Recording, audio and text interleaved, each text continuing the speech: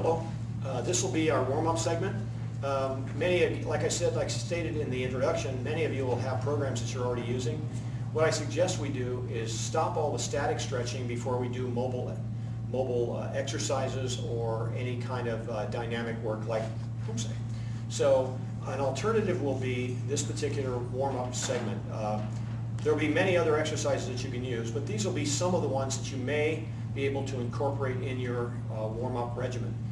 Don't forget, warming up is not necessarily about sweating. It's about central nervous system activation and synovial fluid in the joint and body temperature.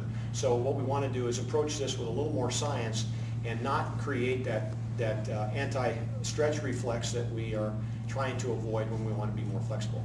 So Christy Burke is going to start with us here. She's going to come in. We're going to start with a simple, this would be simple joint rotations. And step back a little bit, okay, right about here. And so she's going to start with her arms straight out from her side. So straight out from her side.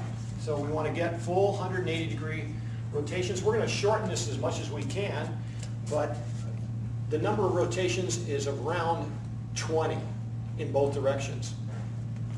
The magic number, if you're under 14, would be 10. 15 and up, it's anywhere from 10 to 100. And depending on whether you have an injury or whether you need more movement in your joint, you may use more. So then we'll do one at a time. And we'll do the rotation at this angle. 20 or so in one direction, 20 or so in the other direction. Then she'd use the other arm. We're going to cut it short again so that we can get through this. Then she will then start to rotate her hips, feet apart, okay? And just like the old-fashioned hula hoop, we're going to get a lot of rotation, a lot of movement. She's going to go both directions. Right? When we get to that, we're going to go 20 each way. Then she's going to actually shift her pelvic gear forward and backward like this, turning it back and forth to get rotation here on our pelvis, both anteriorly and posteriorly.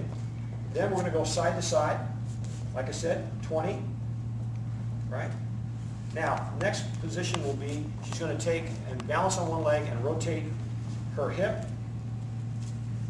So we get a lot of hip movement. Back the other way. She'd essentially do both sides. Okay, both sides, please. When we finish with this, she'll bring her leg up. We'll use your left side. Bring it up to 90 degrees of hip flexion right here, and then rotate her foot so that the knee gets rotated there. We'll go both directions. Okay, come back the other way, right? And then if she wants, she can actually rotate her ankle like this. Okay, yeah, up and back. Okay. Now at the very end, we take her. She's just going to nod forward, taking her chin to her chest, taking her head back in a straight line, back and forth, 10, 15, 20. Then she's going to go from side to side. So she does side flexion, back and forth. After the required number of repetitions, then she'll move it from left to right. So you get lots of rotation. Now, encompassed in this will be a thoracic mobilizer. And what that means is that I need to loosen up her spine so that she can have plenty of relaxed movement and look on her shoulders. One hand will be up. She's going to breathe in here and rotate toward the down hand. As she rotates, she's just going to look, and then she's going to exhale to the front. And then she's going to inhale, rotate, and go back the other way. Okay? Exhale to the front, inhale, and go back the other way. Always turning toward the down hand and getting plenty of rotation back here so we can loosen her shoulders up and get plenty of supple activity. Okay? My suggestion is anywhere from 10 to 20 on that. So next we'll go to the mini band.